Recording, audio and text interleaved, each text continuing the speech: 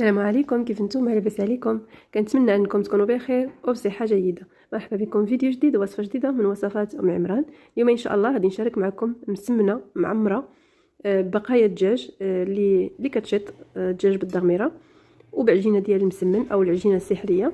ما غادي نحتاجوا فيها لا ورقه ولا مقومات البسطيله كاملين مكمولين، فخليكم معايا باش تشوفوا المقادير وطريقه التحضير وفرجه ممتعه.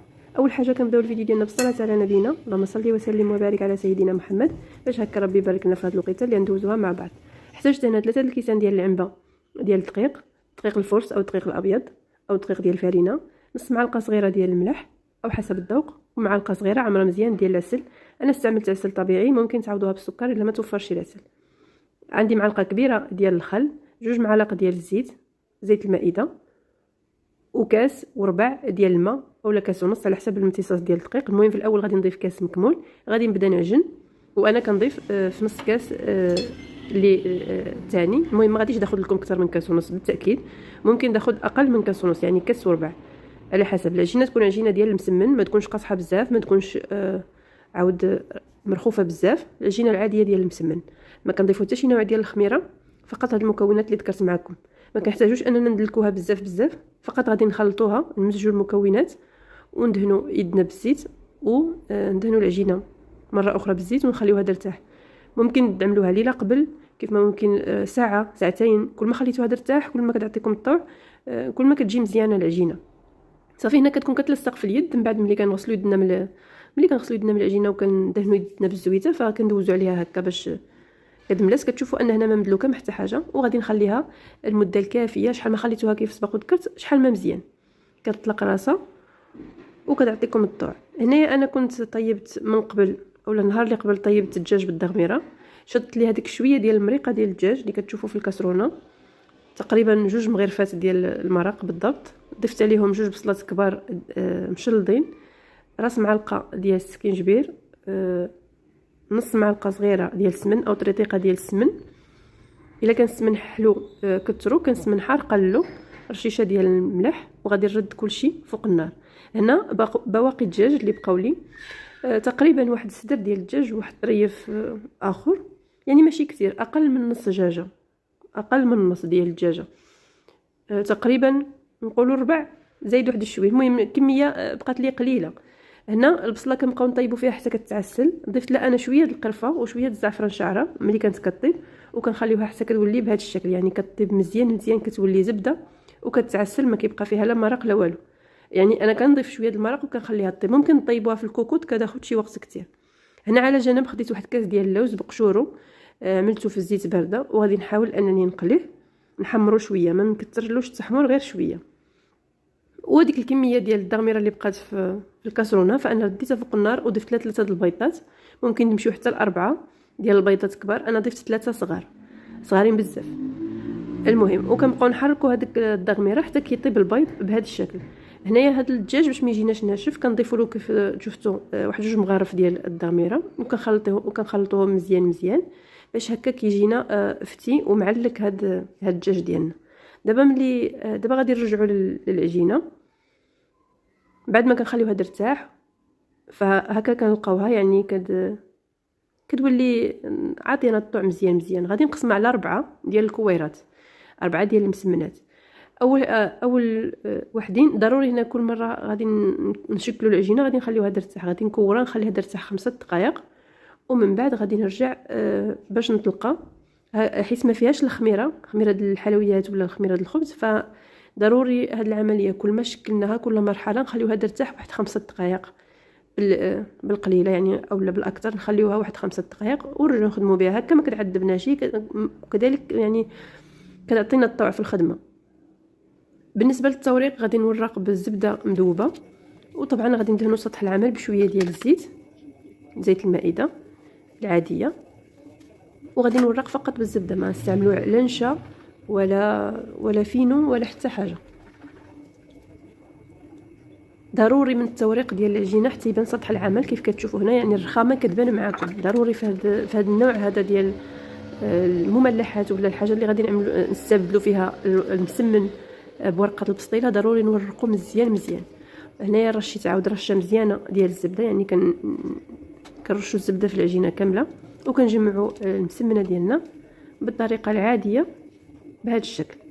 بالنسبه للكره الثانيه بنفس الطريقه غادي نطلقها، غادي ندهنها بالزبده حتى هي، وغادي نضيف فيها الكره الاولى اللي عملنا. انتم غادي تشوفوا معايا الطريقه. هنايا كندهن كلشي سطح المسمنه كامل، غادي كندهنوا بالزبده مذوبه. انا استعملت زبده حيوانيه، ممكن تستعملوا زبده البواطه. ما كنصحكمش تستعملوا الزبده ديال التوريق، واخا كيقول لك هي اللي كتعطي التوريق مزيان، ولكن انا صراحه ما كنعتمدهاش، ما كنصح بها شي واحد يورق بها.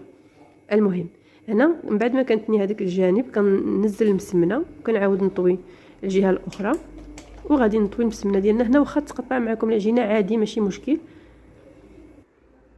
وغادي نتني المسمنه ديالي بطريقه عاديه. من بعد غادي ناخذ واحد ورقه الزبده وغادي نعمل عليه هاد الرغيفه او هاد المسمنه، نغطيها بالبلاستيك الغذائي وندخلها للثلاجه باش هكا تجمد معايا شويه هذيك الزبده، حيت انا استعملت الزبده بلديه او الزبده من اصل حيواني.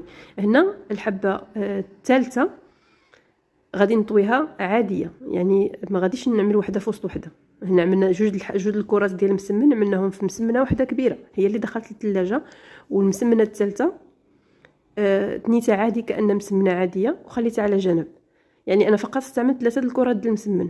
هنا خديت هذاك اللوز اللي قليت في الزيت، من بعد ما نشفته من الزيت اللي قليته فيه ضفت له راس معلقه ديال الخميره، واحد 2 معالق ديال العسل، ممكن اكيد تستعملوا السكر على حسب الرغبه. غادي نخلط مزيان، ما كنضيفش انا الزهر او المزهر او لا ساشي ديال الزهر في اللوز، فقط القرفه وشويه ديال العسل. هنا من بعد ما جمدت لي شويه هذيك الزبده، تقريبا واحد 5 دقائق ولا 10 دقائق دوزت في الثلاجه، فكنطلق هذيك المسمنه مزيان.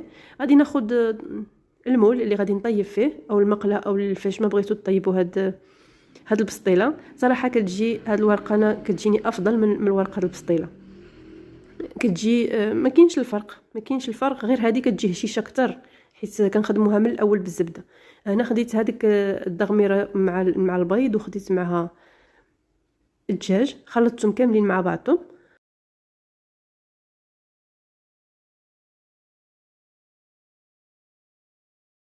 كنضيفوهم هما الاولين، من بعد غادي نزيد شويه الدجاج حيت الدجاج النص ديالو خلطته مع ديك الدغميره بالبيض والنص الاخر كان باقي لي.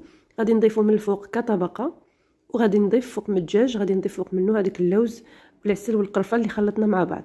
يعني شويه من الحاجه. الدجاج غير اللي شاط لي، البصله هي اللي طيبت، وهاد كاس ديال اللوز او كاس ونص ممكن تكثروا او تقللوا على حسب. ممكن ايضا تستبدلوه بالفول السوداني او الكاوكاو على حسب القدره ديالكم وعلى حسب الرغبه ديالكم.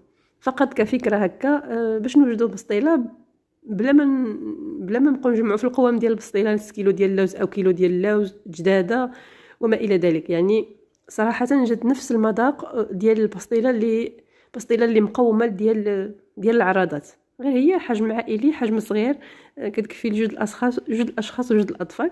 هنا كيف كتشوفوا كنجمع الاطراف على الحشوه، كنحاولوا هذيك العجينه اللي كتشيط يعني كنقطعها وكنغطي بها الجوانب الاخرى. نتوما شفتوا الفيديو كيفاش كاين. ودابا هذه المسمنه اللي ماشي مضوبله غادي نطلقها بهذا الشكل، وغادي نغطي بها دائما بالمساعده ديال شويه ديال الزبده مذوبه، وغادي نغطي بها الوجه ديال المسمنه ديالي او البسطيله. وكيف كتشوفوا ما كنحشيش هذيك اولا ما كنلمطش هذيك العجينه نداخل المسمنه. كنقطع هذيك الطريفات باش ما تجيش البسطيله ديالنا اولا المسمنه ديالنا عامره بالعجينه من تحت.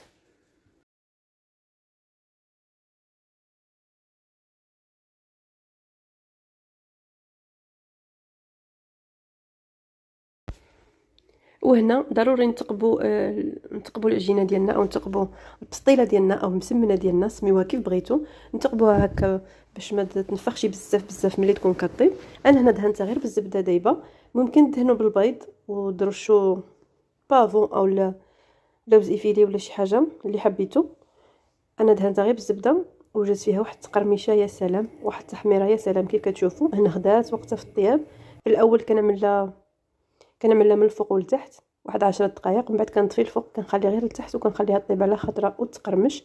هنا انا دهنت الوجه ديالها بالعسل، ممكن تسخنوا العسل، انا ما بغيتش نسخن العسل. هنا كانت يلا خرجتها من الفران يعني سخونه، فدهنتها بشويه ديال العسل كيف كتشوفوا، وغادي نرش عليها اللوز ايفيلي.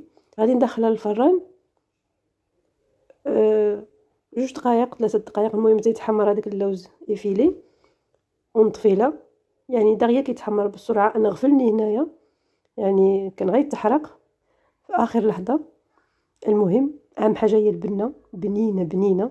صافي هنايا هذا هو الشكل النهائي ديالها. غادي نوريكم من الداخل كتجي الحشوه باينه، واخا ما شاء الله ماشي جداده مكموله، يعني ماشي كميه كثيره ديال الدجاج او ديال اللوز، مع ذلك كتجي الحشوه باينه في الداخل، وكتجي العجينه قليله. يعني هذا العجين اللي استعملنا كيجي الكميه ديالو قليل، كيجي مقرمش. خليتكم تقرميشه ديالو في الاول ديال الفيديو كيفاش كتجي، وكتجي رائعه جدا جدا. كتجيش حلوه بزاف، ما استعملتش العسل بزاف، فقط 2 معالق صغار عملتهم مع اللوز، وواحد المعلقه صغيره دهنت بها من الفوق انايا البسطيله ديالي. هنا الفيديو ديالي يكون سالا. كنتمنى الشهيوه اليوم تكون عجبتكم. ما تنسونيش من واحد اللايك اذا عجبكم الفيديو، كذلك تعليقاتكم كتفرحني وتشجعني. نلقى بكم فيديو مقبل، خليكم على خير، بسلام عليكم.